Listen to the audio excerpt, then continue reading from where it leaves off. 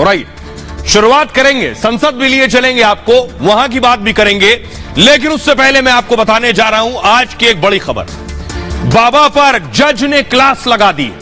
दरअसल बाबा बागेश्वर मध्य प्रदेश में कथा करने जा रहे थे। उससे पहले विरोध होने लगा कि बाबा को कथा ना करने दिया जाए, जैसे पटना में हो रहा था, लेकिन यहां मामला कोर्ट तक पहुंच गया। अगली तस्वीर दिखाइए। बाबा ने बड़ा पंडाल लगाया, हजारों समर्थक बाबा की कथा सुनने आ रहे हैं, लेकिन यह मसला कोर्ट में गया और कोर्ट में जज ने फटकार लगाई और यह वीडियो वायरल है। अगली तस्वीर दिखाई।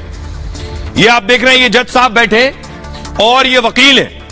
वकील अपनी दलील दे रहे थे, कह रहे थे बाबा बागेश्वर की कथा रोकिए, आदिवासियों की भावनाएं आहत हो रही हैं। जज ने बुरी तरह से वकील साहब को डांटा, डपटा और फटकारा, का जेल भेज दूंगा।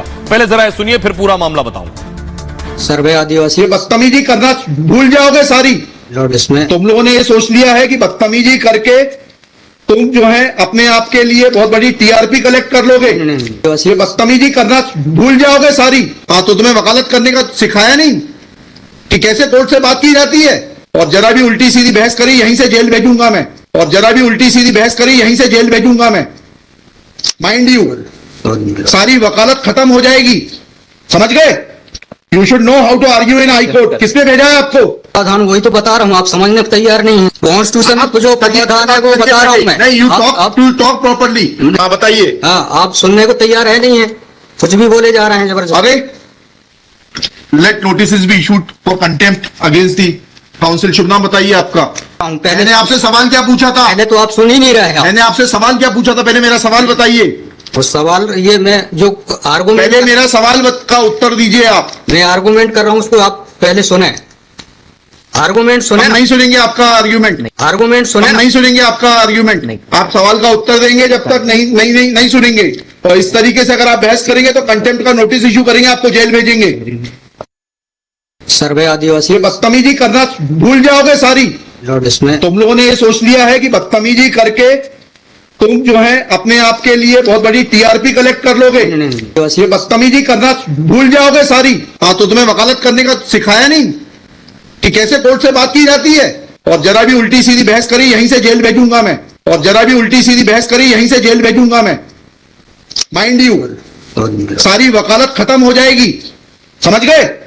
You should know how to argue in high court. किसने भेजा है आपको? प्रावधान वही तो बता रहा हूँ, आप समझने को तैयार नहीं है। कॉन्स्टिट्यूशन में जो प्रावधान है वो बता रहा हूँ मैं। नहीं, यू टॉक प्रॉपर्ली।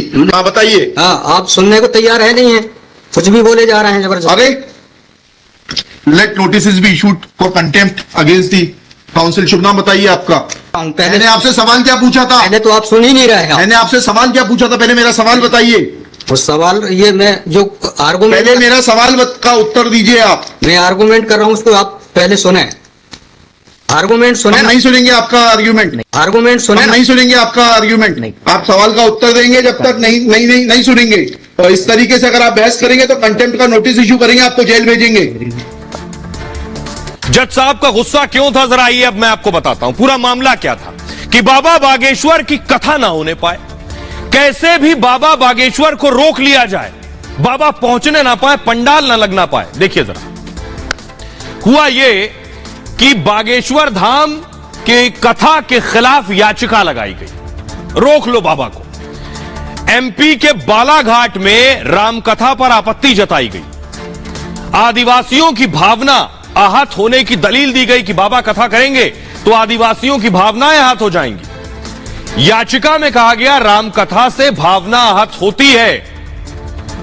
भादुकोटा जगह का नाम है, भादुकोटा आदिवासियों के बड़ा देव का पूजा स्थल है, बड़े देव का। यहां पर रामकथा के आयोजन का विरोध किया गया, यहां रामकथा मत करवाइए वरना आदिवासियों की आस्था आहत हो जाएगी। मध्य प्रदेश हाईकोर्ट में याचिका पर सुनवाई हुई, वकील की दलील से जज साहब बेहद नाराज हो गए। हाईकोर्ट में सुनवाई का यह वीडियो वायरल है जो मैंने आपको सुनाया। जस्टिस विवेक अग्रवाल साहब थे और वकील के बीच बहस हुई। वकील के व्यवहार पर जज साहब को बहुत गुस्सा आया।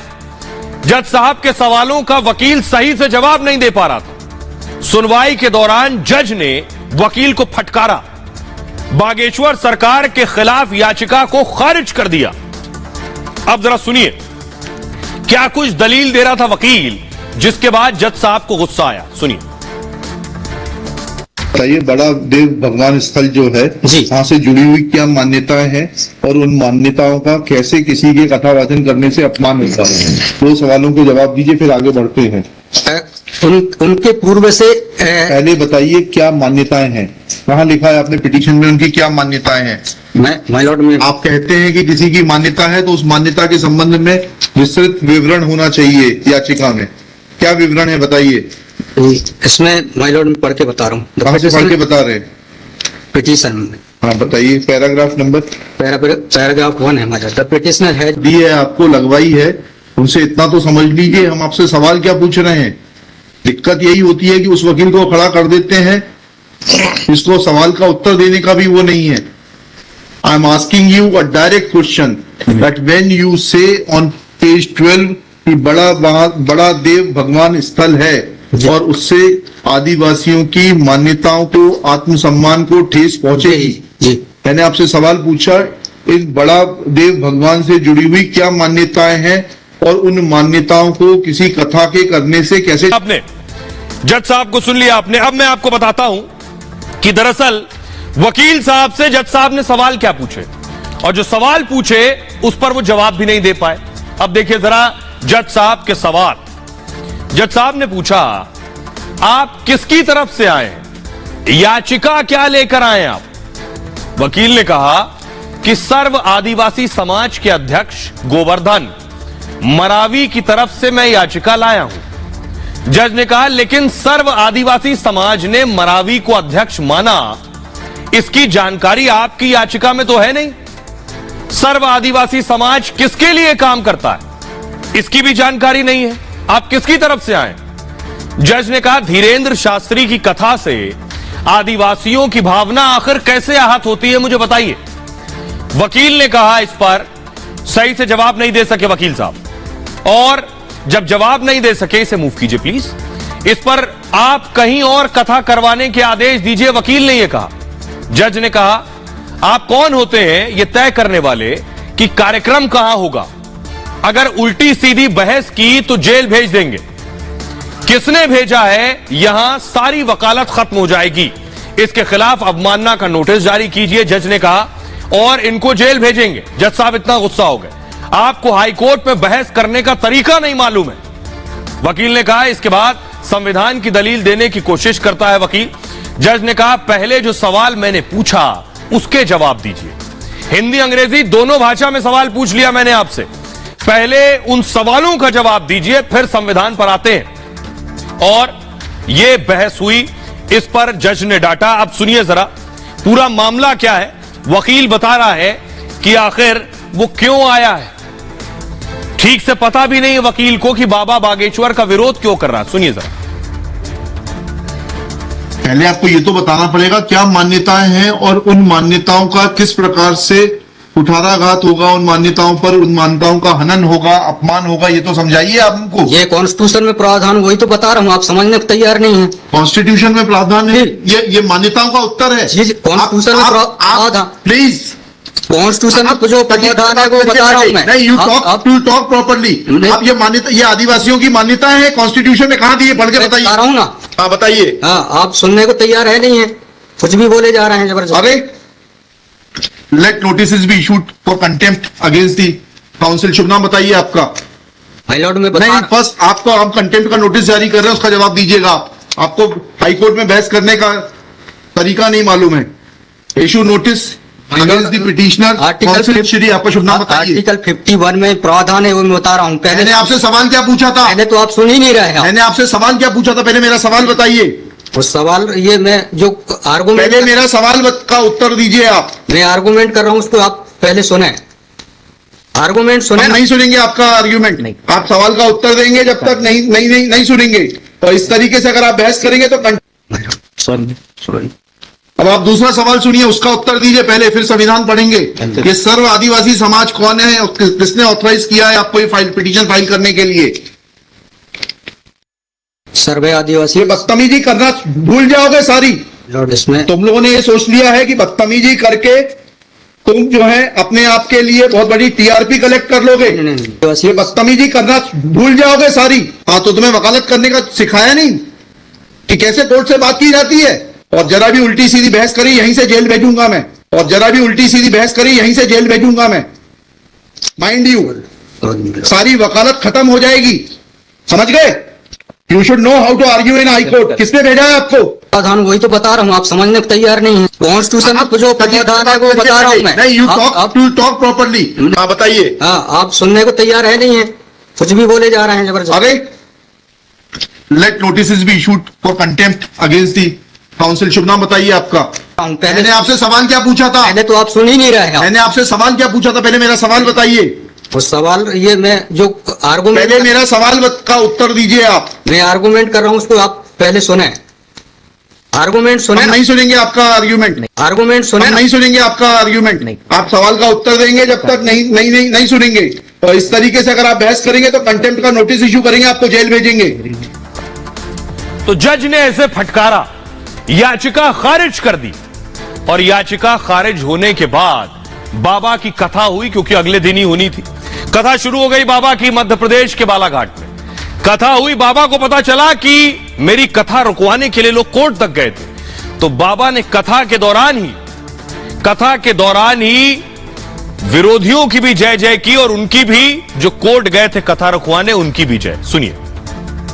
दुर्गावती जी, रानी दुर्गावती जी, श्री सीताराम भगवान की, बागेश्वर धाम की, नमः पार्वती पते, बालाघाट के पागलों की, कथा यजमानों की, कथा में सहयोग करने वालों की, और हाई कोर्ट में जाके विरोध करवे वालन की भी, नमः पार्वती पते। दुर्गावती जी, रानी दुर्गावती जी, श्री सीताराम भगवान की, बागेश्वर धाम की, नमः पार्वती पते, बालाघाट के पागलों की, कथा यजमानों की, कथा में सहयोग करने वालों की, और हाई कोर्ट में जाके विरोध करवे वालन की भी, नमः पार्वती पते। तो बाबा का विरोध करने वाले भी बहुत से हैं, मैंने आपको बताया, और बाबा के समर्थन में भी बहुत से लोग हैं। और इसीलिए बाबा की सुरक्षा बढ़ा दी गई है। ये आप देख रहे हैं, बाबा का जब काफिला चलता है तो साथ साथ हजारों लोग आगे पीछे चलते हैं, इसलिए सिक्योरिटी बाबा की बढ़ा दी गई है। बाबा का खतरा बढ़ गया है। अगली तस्वीर दिखाइए जरा। ये आप देख रहे हैं, ये भीड़ है। इस भीड़ की वजह से, इस भीड़ को देखते हुए, बाबा को थ्रेट देखते हुए, बाबा को धमकी देखते हुए, बाबा को वाई कैटेगरी सुरक्षा दे दी गई है। जी हां, बाबा की जो सुरक्षा दस्ता है वो बढ़ा दिया गया है। किस तरह की सुरक्षा बाबा को मिलने वाली है ये मैं आपको बताता हूं। देखिए जरा, अब बाबा वाई कैटेगरी में रहेंगे। ये Y category security, Dhirendra Shastri को अब उच्च श्रेणी की सुरक्षा दे दी गई है, जिसे वाई कैटेगरी कहते हैं। वाई कैटेगरी में 8 सुरक्षाकर्मी शामिल होंगे जो हर वक्त उनके इर्द गिर्द रहेंगे। 2 निजी गार्ड होंगे, जिसमें से वाई कैटेगरी में 1 या 2 कमांडो भी तैनात होंगे साथ में। निजी गार्ड 6 से 8 घंटे की शिफ्ट में रोटेट होते रहेंगे। 1 से 2 गाड़ियों का काफिला रहेगा। सुरक्षा पर हर महीने 12 लाख रुपए खर्च होंगे। हाल में बाबा को धमकी भी मिली थी और जिसके बाद धीरेन्द्र शास्त्री की सुरक्षा बढ़ाई गई है। यह वो सुरक्षा दस्ता है जो हर वक्त साथ रहेगा। इसके अलावा बाबा जिस शहर जाएंगे, जिस राज्य में जाएंगे, वहां का लोकल एडमिनिस्ट्रेशन, स्थानीय पुलिस भी बाबा के साथ रहेगी। इसके अलावा आइए अब मैं आपको बताता हूं बाबा का विरोध क्यों हो रहा है। बाबा का विरोध होने के पीछे कई वजह है, क्योंकि पहली बड़ी वजह है कि धीरेन्द्र शास्त्री जो है वो मांग कर रहे हैं हिंदू राष्ट्र की। धीरेन्द्र शास्त्री हिंदू राष्ट्र की मांग करते हैं तो विरोधी उनके सामने आकर सवाल उठाते हैं। विरोधी उनके खिलाफ आकर क्या क्या कह रहे हैं, जरा वो सुनिए। बाबा के विरोध के पीछे वजह क्या है? विरोध की वजह यह है कि बाबा कहते हैं भारत को हिंदू राष्ट्र बनाना है। ये बगल में जिन्हें आप देख रहे हैं, ये अरशद मदनी साहब के भतीजे हैं, अनस हसन मदनी। इनका कहना है हिंदू राष्ट्र की बात करने वाले गद्दार हैं। बाबा कहते हैं लोगों को जगा रहे हैं, माहौल नहीं बिगाड़ रहे हैं। हसन मदनी ने कहा हिंदू राष्ट्र के नाम पर माहौल बिगाड़ने की कोशिश हो रही है। बाबा कह रहे हैं हम हिंदू की बात करेंगे, हिंदू राष्ट्र को लेकर रहेंगे। तो हसन मदनी कह रहे हैं मुसलमान मुस्लिम राज्य की बात करें तो फिर देशद्रोही क्यों है। बाबा ने कहा जो गलती से दूसरे धर्मों में चले गए उनकी घर वापसी कराई। हसन मदनी कह रहे हैं मुसलमानों को डराकर धर्म परिवर्तन की कोशिश की जा रही है। दोनों को सुनिए जरा। हिंदू राष्ट्र तो बना बनाया है, घोषणा बाकी है और भारत में बहुत जल्दी हिंदू राष्ट्र की घोषणा भी हो जाएगी। बागेश्वर बालाजी के यहाँ सबकी अर्जी लगती है, उनकी मर्जी होती है, हमारी भी अर्जी है, राम जी की मर्जी होगी, काम सफल हो जाएगा।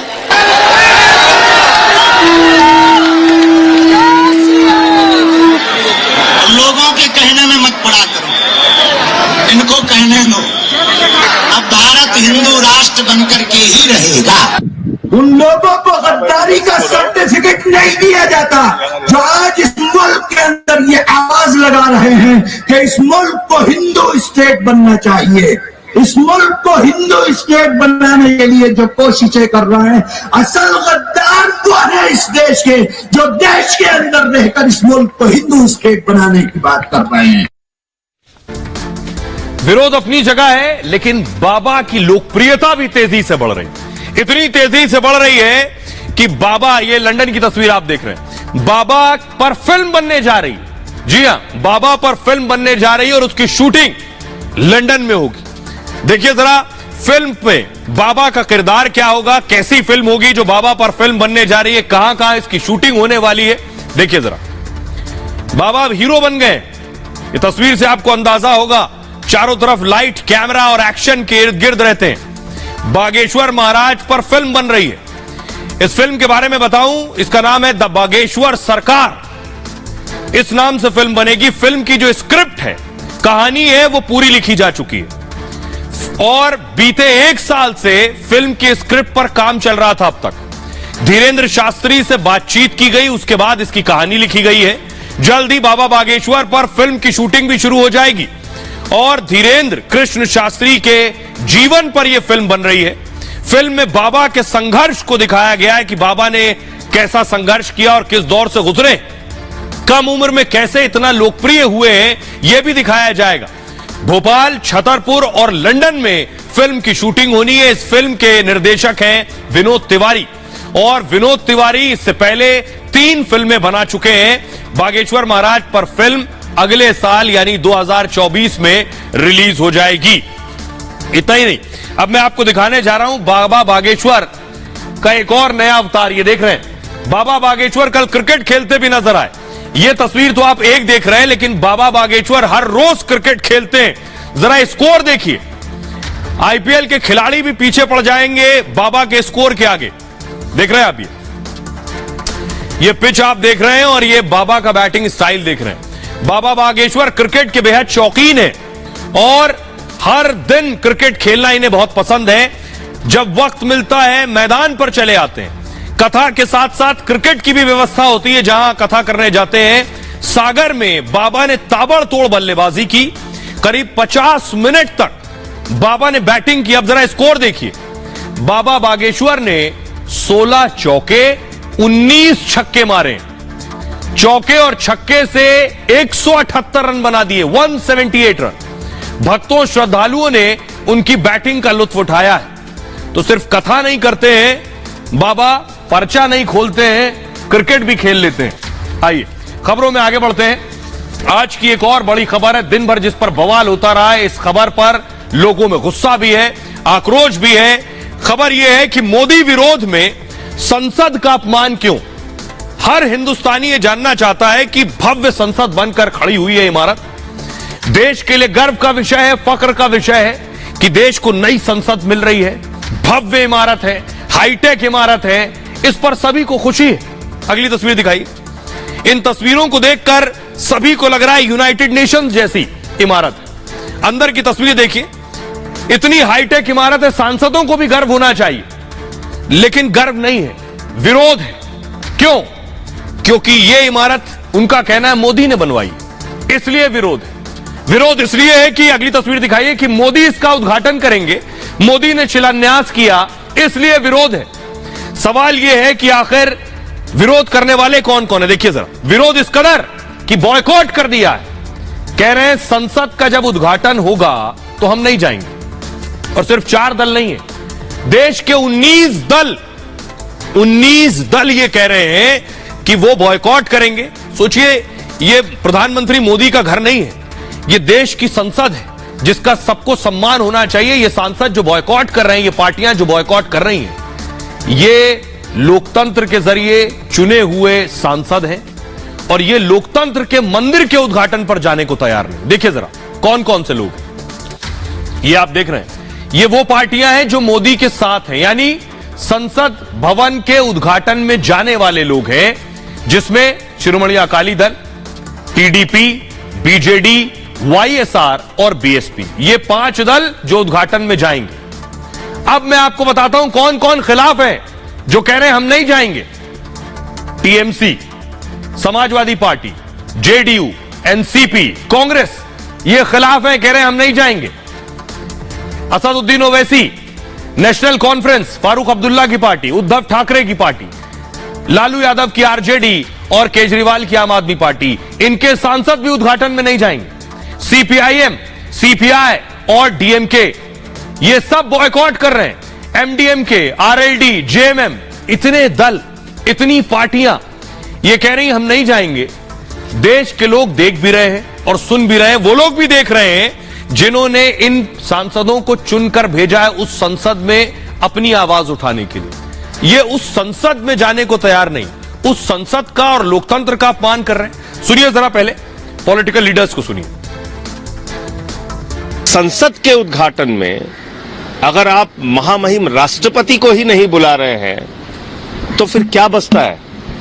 क्या संदेश आप देना चाहते हैं? आपने महामहिम राष्ट्रपति का तो घोर अपमान किया ही है, साथ ही साथ इस देश के आदिवासियों का, दलितों का, वंचित समाज का घोर अपमान किया है। इसलिए आम आदमी पार्टी इस कार्यक्रम का बहिष्कार करेगी और नए संसद के उद्घाटन के कुछ लोग नकारात्मकता के गर्द में फंसे हुए हैं और मोदी विरोध में ऐसे धसे हुए हैं कि किस प्रकार से जब भी कोई देश की प्रगति के लिए या लोकतंत्र का इतना बड़ा आत्मनिर्भरता का प्रतीक बनकर स्थापित हो रहा है तो उसमें भी पॉलिटिक्स ऑफ हिपोक्रेसी और सिनिसिज्म पर उतर आए हैं। ये वही लोग हैं जो 2011-12 में नई पार्लियामेंट बिल्डिंग को प्रायोरिटी बताते थे, जयराम रमेश, मीरा कुमार, आज उसको वैनिटी बताते हैं। आइए अब मैं आपको बताता हूं कि किस बात का विरोध है, क्यों विरोध कर रहे हैं, पहले ये देखिए, उसके बाद आपको सुनवाऊंगा इनके विरोध पर देश में गुस्सा है। देश के लोग नई पार्लियामेंट पर गर्व महसूस कर रहे हैं और ये सांसद नहीं जाएंगे, ये दल नहीं जाएंगे, इसलिए लोग क्या कह रहे हैं वो आपको सुनवाएंगे। पहले देखिए जरा विरोध के पीछे वजह क्या है। विरोध के पीछे वजह यह है कि 28 मई को नई संसद का उद्घाटन होना है। प्रधानमंत्री नरेंद्र मोदी इसको इनॉग्रेट करेंगे, इसका उद्घाटन करेंगे। विपक्षी दलों को मंजूर नहीं कि मोदी इसका उद्घाटन करें। विपक्ष ने इसके खिलाफ मोर्चा खोल दिया है। इस मोर्चेबंदी की अगुवाई कौन कर रहा है? कांग्रेस कर रही। विपक्ष के तमाम दूसरे दल भी उसके साथ हैं। कांग्रेस समेत 19 दल इसका विरोध कर रहे हैं। सबने कार्यक्रम के बहिष्कार का ऐलान कर दिया है। इन सभी दलों ने बाकायदा स्पीकर को चिट्ठी लिखी है, क्योंकि स्पीकर ओम बिरला ने आमंत्रण दिया था। इन दलों को प्रधानमंत्री द्वारा उद्घाटन पर ऐतराज है। विपक्षी दलों का कहना है ये लोकतंत्र के खिलाफ है। वो कह रहे हैं प्रधानमंत्री मोदी द्वारा उद्घाटन राष्ट्रपति का अपमान है। पीएम मोदी द्वारा उद्घाटन गैर संवैधानिक भी है। इसका उद्घाटन तो राष्ट्रपति को करना चाहिए, क्योंकि राष्ट्रपति विधायिका का प्रमुख होता है, प्रधानमंत्री केवल कार्यपालिका प्रमुख होता है। दुनिया के किसी बड़े लोकतंत्र में ऐसा नहीं होता है। विपक्ष को 28 तारीख पर भी ऐतराज है। कह रहे हैं क्योंकि 28 को सावरकर जयंती है, इसलिए ऐतराज है। कांग्रेस इसे स्वतंत्रता सेनानियों का अपमान बता रही है, क्योंकि कांग्रेस सावरकर को स्वतंत्रता सेनानी नहीं मानती, जबकि बीजेपी उन्हें बड़ा देशभक्त मानती है। आइए अब मैं आपको बताने जा रहा हूं कि इस आर पार की लड़ाई में किसका पक्ष क्या है। अगर कांग्रेस जो सवाल उठा रही है उस पर बीजेपी कैसे पलटवार कर रही है, पहले वो देखिए जरा। कांग्रेस का कहना है इस पर, कांग्रेस कह रही है ये मोदी का निजी प्रोजेक्ट है और जयराम रमेश ने कहा था नए संसद की जरूरत है। कांग्रेस कह रही है नए संसद भवन की जरूरत नहीं थी। बीजेपी कह रही है कांग्रेस की मीरा कुमार ने ही पहले सिफारिश की थी। कांग्रेस कह रही है संसद भवन का उद्घाटन राष्ट्रपति को करना चाहिए। बीजेपी कह रही है राष्ट्रपति खुद चाहती है कि उद्घाटन प्रधानमंत्री करें। कांग्रेस कह रही है बीजेपी आदिवासियों का अपमान कर रही है। बीजेपी कह रही है आदिवासी बेटी को भी राष्ट्रपति हमने ही बनाया, हमारे समर्थन से ही बनी, आप नहीं चाह रहे थे वो राष्ट्रपति बने। कांग्रेस कह रही है पीएम को इसका उद्घाटन नहीं करना चाहिए। बीजेपी कह रही है राजीव गांधी ने संसद की लाइब्रेरी का उद्घाटन किया था, तब क्यों नहीं राष्ट्रपति से उद्घाटन करवाया। कांग्रेस कह रही है सावरकर जयंती पर उद्घाटन राष्ट्र निर्माताओं का अपमान है। बीजेपी कह रही है ये वीर सावरकर के चरणों की धूल बराबर भी नहीं है। कांग्रेस का कहना है संवैधानिक मर्यादाओं को तार तार किया जा रहा है। बीजेपी कह रही है कांग्रेस खेल बिगाड़ने की आदत छोड़ नहीं सकती। कांग्रेस कह रही है विपक्ष की आवाज दबाई जाती है तो संसद की क्या जरूरत है। बीजेपी का कहना है देश की उपलब्धि को नीचा दिखाने का प्रयास हो रहा है। कांग्रेस कह रही है बीजेपी को संविधान में विश्वास नहीं। बीजेपी का कहना है विरोध के नाम पर देश का अपमान न करें। आइए अब आपको सुनवाता हूं, सुनिए जरा। असदुद्दीन ओवैसी भी नहीं जा रहे हैं। ओवैसी क्या कह रहे हैं और मुख्तार अब्बास नकवी क्या कह रहे हैं। नई पार्लियामेंट की जरूरत है, इसे कोई इनकार नहीं कर सकता। इनॉग्रेशन स्पीकर ओम बिरला साहब करने दीजिए और पूरी देश को मैसेज दीजिए कि आप theory of separation of powers को मानते हैं, आप संविधान को मानते हैं और बेसिक स्ट्रक्चर को आप मानते हैं। स्पीकर ओम बिरला इस कांग्रेस इनॉग्रेट करेंगे तो एमआईएम पार्टी उसमें उस फंक्शन में जाएगी। संसद जो है वो किसी सरकार की नहीं होती, किसी पार्टी की नहीं होती, ये देश की है और देश के लोकतंत्र का मंदिर है।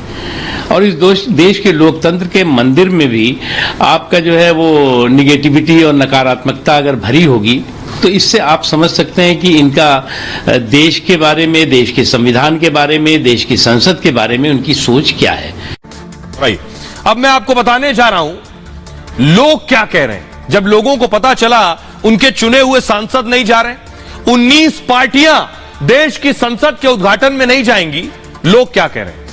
संतोष कह रहे हैं 19 दल नई संसद के उद्घाटन में नहीं जाएंगे। यह भी कसम ले लें ये कि उस संसद में जिंदगी में नहीं बैठेंगे और अपनी सदस्यता से भी इस्तीफा दे दें, तब तो बात ठीक है। बालू खरोल कह रहे हैं तो फिर ये पार्टियां लोकसभा का चुनाव भी नहीं लड़ेंगी, यह भी तय कर लें। अनुराग कह रहे हैं विपक्ष मोदी का विरोध करते करते देश का विरोध करने लगा है। जितना मोदी का कद बढ़ रहा है उतनी ही विपक्ष की खिसियाहट सामने आ रही है। मीनाक्षी कह रही है जब द्रौपदी मुर्मू जी राष्ट्रपति पद की उम्मीदवार थी, यही लोग उन्हें राष्ट्रपति नहीं बनने देना चाहते थे। आज आदिवासी के नाम पर घड़ियाली आंसू बहा रहे हैं।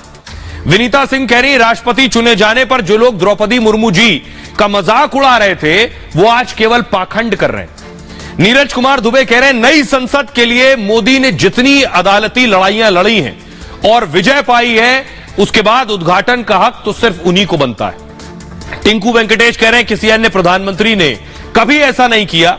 नरेंद्र मोदी जी सही मायने में नई संसद में सेंगोल स्थापित कर तमिलनाडु की संस्कृति को उच्चतम स्तर पर ले जा रहे हैं। उम्मीद करते हैं ये जो ट्वीट्स हैं, लोगों का जो आक्रोश है, ये 19 दल के सांसद भी सुन रहे होंगे। अभी भी नहीं सुन पा रहे हैं तो अब लोगों को सुनिए। हमने लोगों से बात की कि देश की नई संसद का उद्घाटन हो रहा है और 19 दल बॉयकॉट कर रहे हैं, तो लोग क्या कह रहे हैं सुनिए। ये प्रधानमंत्री का अपना घर नहीं है, ये देश का संसद है, गरिमा है। बाहर के लोग भी देख रहे होते हैं और लोग अपना फ्यूचर भूल गए होते हैं कि पास्ट में क्या हो रखा है। विरोध नहीं करना चाहिए। विपक्ष का जो काम है वो करना है। आप क्या समझते हैं विपक्ष इसको अप्रिशिएट करेगा? बहुत अच्छा हुआ, वेरी नाइस, ऐसा करेगा क्या वो? प्राइम मिनिस्टर हमारे लिए जो भी कर रहे हैं वो हमारे देश के लिए, हमारे भले के लिए कर रहे हैं। तो ये इनॉग्रेशन अगर उनके हाथों होगा तो ये हमारे लिए बहुत ही गर्व की बात है, बिकॉज वो सिर्फ अपना तो वो कुछ भी नहीं, वो सिर्फ देश के लिए सोचते हैं। हम ही नहीं, बाकी भी देश के लोग बहुत प्राउड फील करते हैं। वो भी इवन ये भी कहते हैं कि अगर हमारा प्रधानमंत्री नरेंद्र मोदी होते तो शायद हमारे देश की हालत ऐसी नहीं होती। तो ये जब बाकी के देश लोग कहते हैं तो अपने देश के लोगों को डेफिनेटली ये बोलना ही चाहिए। विपक्ष का काम ही विरोध करना है। पहले भी तो प्रधानमंत्री ने और भी उद्घाटन किए थे और प्रधानमंत्री ने भी, तो अब प्रधानमंत्री का क्या आफत आ जाएगी। संसद भवन या कोई भी चीज भारत में बनी है ना, भारत की बिल्डिंग है ना, वो तो पूरे सारे इंडिया के जो प्रतिनिधित्व करेंगे वही। मोदी तो सब दिन उसमें बैठा नहीं रहेगा, तो किस खुशी में विरोध कर रही है तो बताइए। यहाँ पे इसी पटल पर तो बैठकर आप कानून बनाते हैं, कानून बनाकर देश को इम्प्लीमेंट करते हैं। इसका विरोध क्यों है? आप देश का विरोध कर रहे हैं, आप जनता का विरोध कर रहे हैं, और जनता जनार्दन का पैसा लगा हुआ है। आप जनता आने वाले चुनाव में आपको सबक सिखा। इनका और कोई काम नहीं, राजनीति का कोई काम ही नहीं है। आज संसद भवन का विरोध करते हैं, केजरीवाल हो, आम आदमी चाहिए, कांग्रेस वाले, सारे विपक्ष विरोध कर, क्यों विरोध कर रहे हो भाई? पुराने संसद में कुछ दिक्कत है तभी तो नया संसद बनाया ना। एक चीज बहुत ध्यान से सुनिए, विरोधी विपक्षी जो बॉयकॉट कर रहे हैं वो क्या कह रहे हैं? वो कह रहे हैं इसका उद्घाटन राष्ट्रपति से कराना चाहिए, राष्ट्रपति से न कराना राष्ट्रपति का अपमान है। क्या वाकई इन्हें राष्ट्रपति के लिए सम्मान है? इन्हीं को यह तस्वीर दिखाता हूं। राष्ट्रपति द्रौपदी मुर्मू जब शपथ ले रही थी तो यह दल राष्ट्रपति के बारे में क्या क्या कह रहे थे यह आपको बताता हूं, जरा देखिए। यह दल राष्ट्रपति का अपमान तब कर रहे थे जब राष्ट्रपति शपथ ले रही थी। आज ये राष्ट्रपति के सम्मान पर बात कर रहे हैं। ये कह रहे हैं राष्ट्रपति अगर उद्घाटन नहीं करेंगी तो अपमान हो जाएगा। लेकिन इन दलों को जरा मैं आईना दिखा दूं कि तब आप राष्ट्रपति के बारे में क्या क्या कह रहे थे, आप राष्ट्रपति का कैसे अपमान कर रहे थे, वो देखिए जरा। ये आप देख रहे हैं द्रौपदी मुर्मू जी शपथ ले रही हैं। कांग्रेस की तरफ से कहा गया कि राष्ट्रपति के लिए कठपुतली शब्द का इस्तेमाल किया गया। कठपुतली, तब क्या यह अपमान नहीं था? अधीर रंजन ने क्या कुछ कहा था? राष्ट्रपत्नी शब्द का इस्तेमाल किया था राष्ट्रपति के लिए जानबूझकर। क्या यह तब अपमान नहीं था? कांग्रेस के नेता अजय कुमार ने कहा था मुर्मू बुरे दर्शन की नुमाइंदगी करती हैं। तब क्या यह अपमान नहीं था? तब फिक्र नहीं थी राष्ट्रपति के सम्मान की। आज केवल इनॉग्रेशन से अपमान हो रहा है। तेजस्वी यादव ने क्या कहा था सोचिए, राष्ट्रपति द्रौपदी मुर्मू को मूर्ति कहा था, तब यह अपमान नहीं था। आज केवल फीता काटने और ना काटने को लेकर इन्हें राष्ट्रपति के सम्मान की फिक्र हो रही है। यह पाखंड है, इन्हें खुद से पूछना पड़ेगा। देश की आवाम पूछ रही है सवाल, जरा सुनिए तब ये क्या कह रहे थे राष्ट्रपति के बारे में। पहले कहा राष्ट्रपति, उससे साथ साथ निकल चुका राष्ट्रपति। पिछले माफी मांगने की सवाल ही नहीं, माफी किस लिए? चूक हो गए। कोई मूर्ति तो नहीं चाहिए, आप समझ रहे? हम लोग राष्ट्रपति का चुनाव। She represents a very evil philosophy of India. We should not make Draupadi Murmu ji as a symbol of Adivasi. पहले कहा राष्ट्रपति, उससे साथ साथ निकल चुका राष्ट्रपति। पिछले माफी मांगने की सवाल ही नहीं, माफी किस लिए? चूक हो गए। कोई मूर्ति तो नहीं चाहिए, आप समझ रहे? हम लोग राष्ट्रपति का चुनाव। She represents a very evil philosophy of India. We should not make Draupadi Murmu ji as a symbol of Adivasi. इन बयानों से एक बात तो साफ हो गया कि इन्हें राष्ट्रपति के सम्मान से कोई लेना देना नहीं है। इन्हें दरअसल मोदी का विरोध करना है और हर उस चीज का विरोध करना है जो मोदी करेंगे। यह मैं क्यों कह रहा हूं वो भी नजीर के साथ बता रहा हूं। मोदी ने जब इनॉग्रेशन किया, शिलान्यास किया, उसके बाद प्रधानमंत्री मोदी खुद साइट पर गए, वहां काम करने वाले इंजीनियर से मिले, वर्कर्स से मिले, विदेश दौरे से लौटे थे, खुद पहुंच गए देखने के लिए। देश की संसद बन रही थी, अकेले मोदी नहीं बैठेंगे इसमें, देश के सारे सांसद बैठेंगे। अगली तस्वीर दिखाई, इसका भी विरोध हुआ। मोदी ने जब अशोक स्तंभ का इनॉग्रेशन किया, इसका भी विरोध हुआ। तो तस्वीर आप देख रहे हैं, इसका भी विरोध हुआ था, इस पर भी गर्व की अनुभूति नहीं हुई। अगली तस्वीर दिखाई, प्रधानमंत्री नरेंद्र मोदी अब इसका उद्घाटन करने जा रहे हैं कि देश के सांसद बैठेंगे, बड़ी संसद मिलेगी, कानूनी काम होंगे, देश के लिए कानून बनेंगे, तो अब इसका भी विरोध हो रहा है। यह मैं क्यों कह रहा हूं कि इन्हें राष्ट्रपति से कोई लेना देना नहीं है, कि राष्ट्रपति के मान सम्मान की इन्हें फिक्र हो कोई। दरअसल ये पहले दिन से ही विरोध कर रहे हैं। ये सिर्फ राष्ट्रपति के इनॉग्रेशन पर नहीं, इस संसद भवन के बनने के पहले दिन से विरोध कर रहे हैं। मैं क्यों कह रहा हूं, देखिए जरा। जब सिर्फ इतना हुआ कि देश को नई संसद बनानी चाहिए, प्रधानमंत्री मोदी और सरकार की तरफ से प्रस्ताव आया, तो नई संसद पर शुरुआत से विवाद शुरू हुआ। विपक्ष ने इसे रोकने की पूरी कोशिश की कि नई संसद न बन जाए, कहीं क्रेडिट मोदी को ना मिल जाए। इसे रोकने के लिए अड़ंगे लगाए, लेकिन नाकाम रहे। नई संसद की परियोजना को फिजूल खर्ची बताया, यह पैसे की फिजूल खर्ची है। नई संसद को कहा यह तो प्रधानमंत्री का घर है, मोदी अपना घर बना रहे हैं। नई संसद को कहा नहीं, वहां संसद बनाओगे तो पर्यावरण को नुकसान होगा। एनजीटी से मंजूरी नहीं लेने के आरोप भी लगा दिए। कोरोना काल में मजदूरों पर ज्यादती से भी जोड़ दिया कि इधर कोरोना है, वहां देखिए काम चल रहा है। ऐतिहासिक इमारतों के नुकसान की भी बात कही गई। इसे रोकने के लिए दिल्ली हाई कोर्ट में चले गए याचिका लगाने की रोको, संसद नहीं बननी चाहिए। कामयाबी नहीं मिली तो सुप्रीम कोर्ट भी पहुंच गए, लेकिन सुप्रीम कोर्ट ने याचिका खारिज कर दी। अब तो काम शुरू होना था। मोदी जी ने शिलान्यास किया, देख रहे हैं आप। अब शिलान्यास किया तो क्या कह रहे हैं, नींव रखी गई तब भी आग बबूला हो गए। डिजाइन पर कहा कि यह स्वदेशी विदेशी का मुद्दा उठा दिया।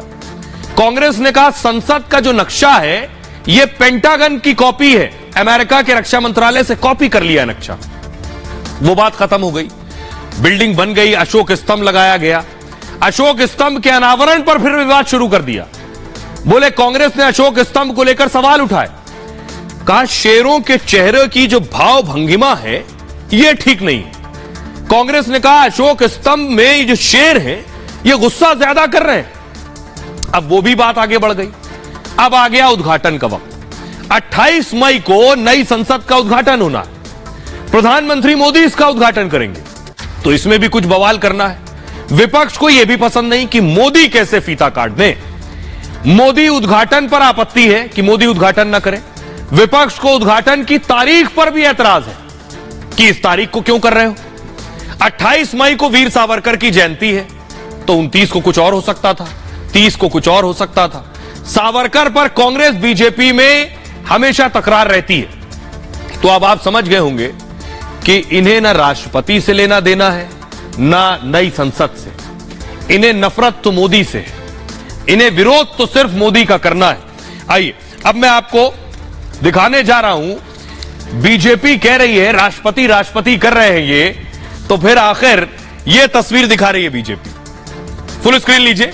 बीजेपी कह रही है राजीव गांधी ने भी संसद में लाइब्रेरी का उद्घाटन किया था, यह क्यों नहीं राष्ट्रपति से करवा लिया था। 1987 में यह उद्घाटन हुआ था, इस वक्त आखिर क्यों नहीं उद्घाटन करवाया गया राष्ट्रपति से। बहरहाल ये लड़ाई चलती रहेगी, देश जवाब देगा अपने वक्त पर। यह जो तस्वीर आप देख रहे हैं, शायद आप दोपहर से सुन रहे होंगे कि सेंगोल, यह है सेंगोल, ये आप देख रहे हैं, यह सेंगोल लाकर रखा जाएगा नई संसद में।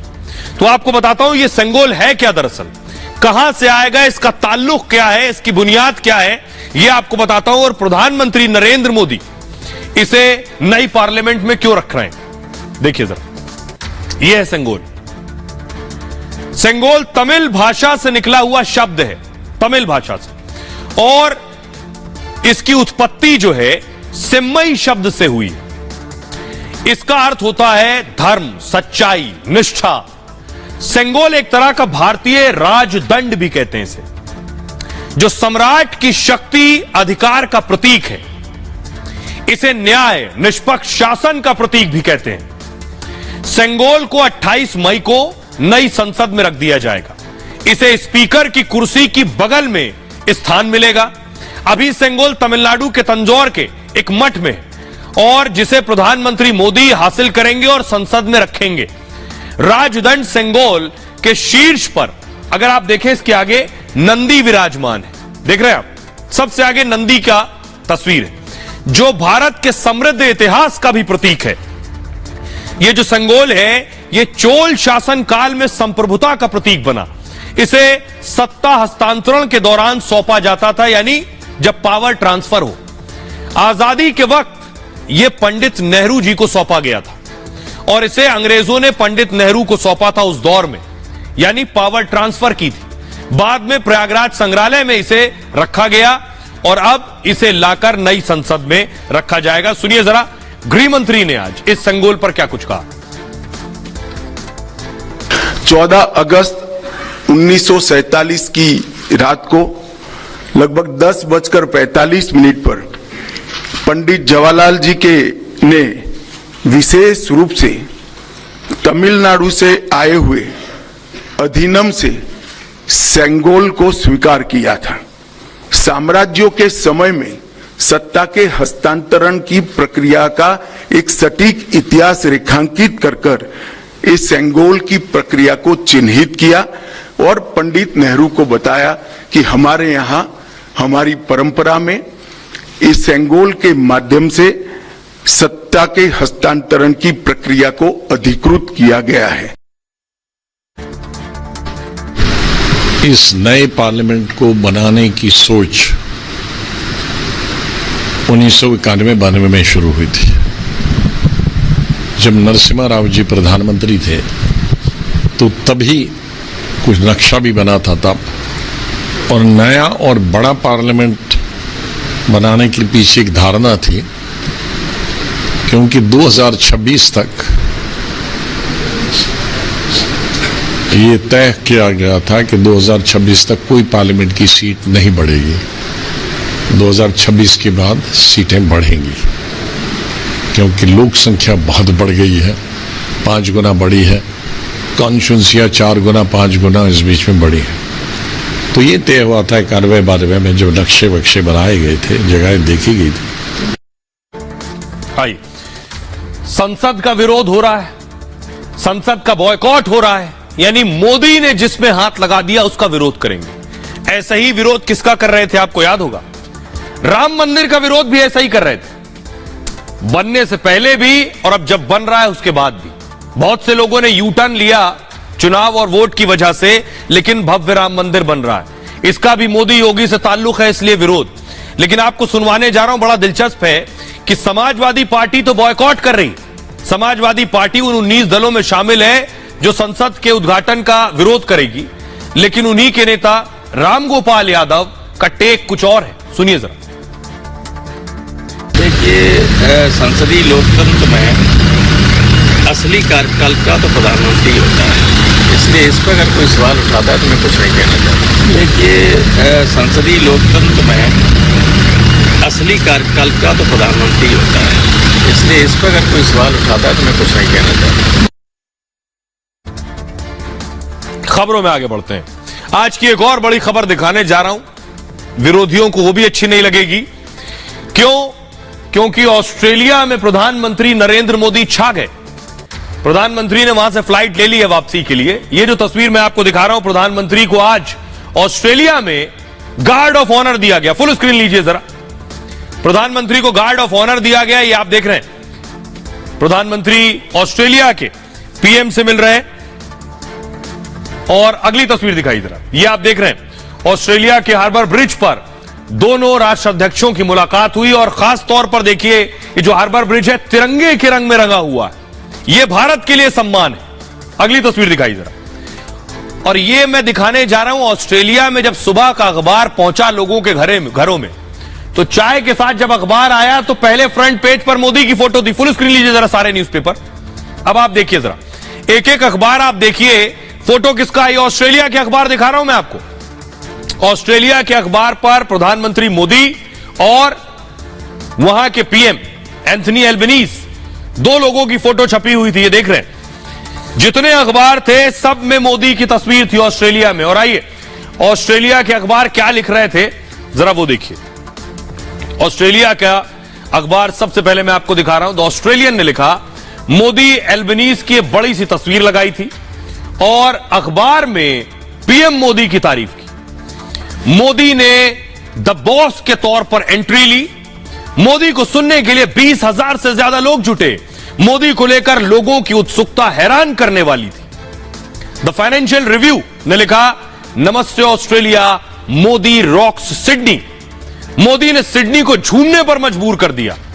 मोदी का ऑस्ट्रेलिया दौरा हिट रहा है। द सिडनी मॉर्निंग ने लिखा, अखबार ने लिखा प्रधानमंत्री मोदी बॉस हैं, ये हेडलाइन थी। उनको सुनने के लिए हजारों लोग स्टेडियम में पहुंचे। एक रॉक स्टार की तरह उनका स्वागत हुआ।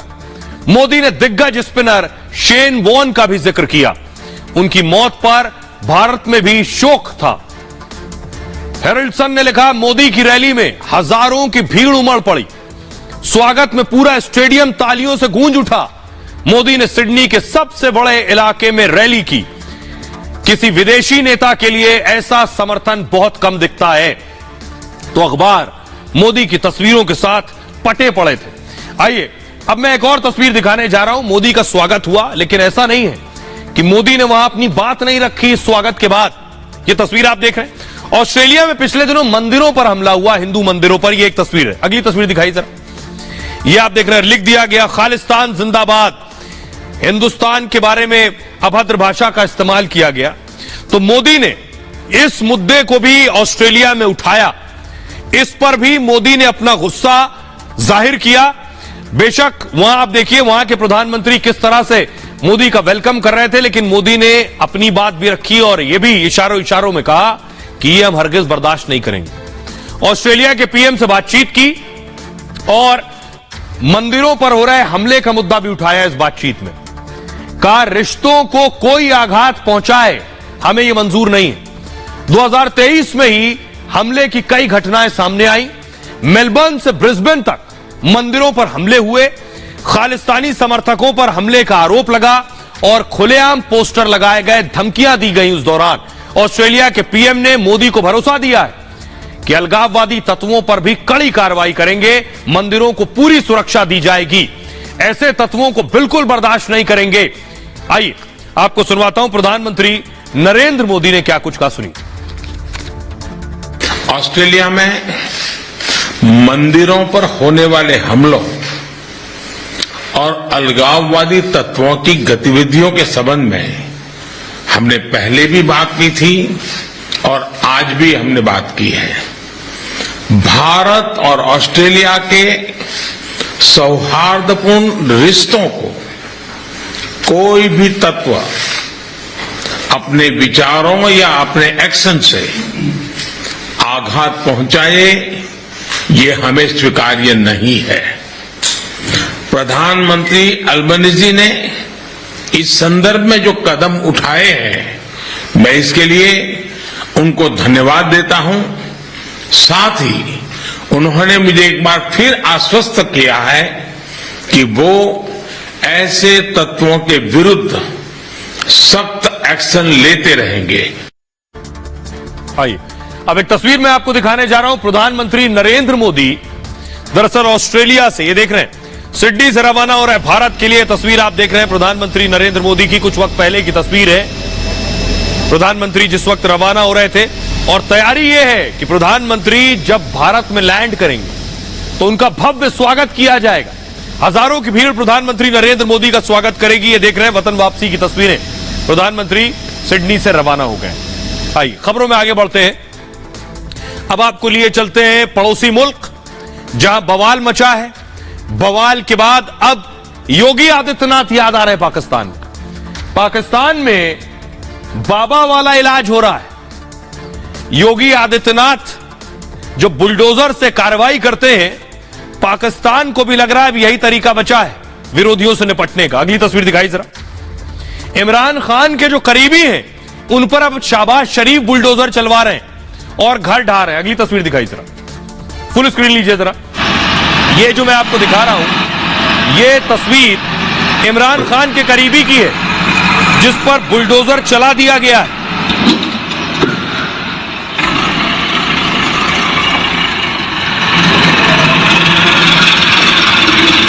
ये आप देख रहे हैं योगी आदित्यनाथ वाला फॉर्मूला पाकिस्तान भी अपना रहा है।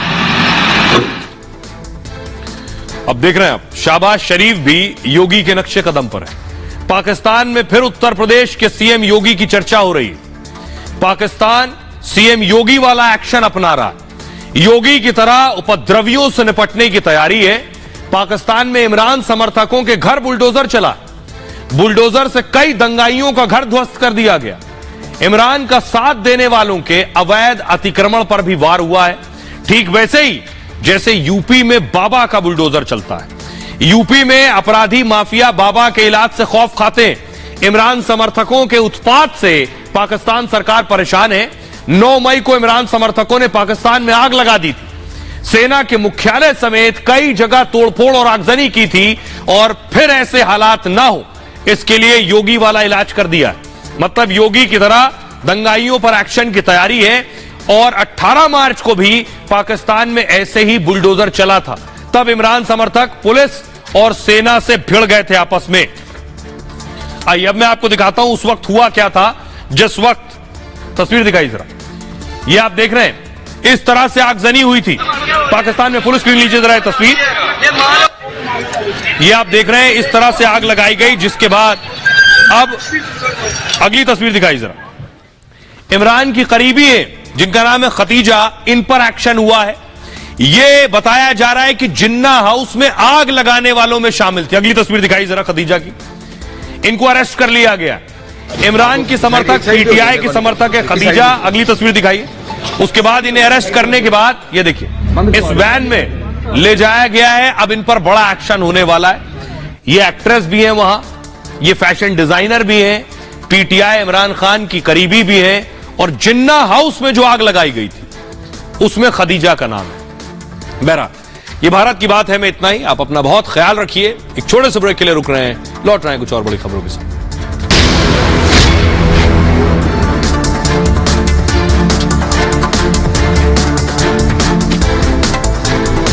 Presented by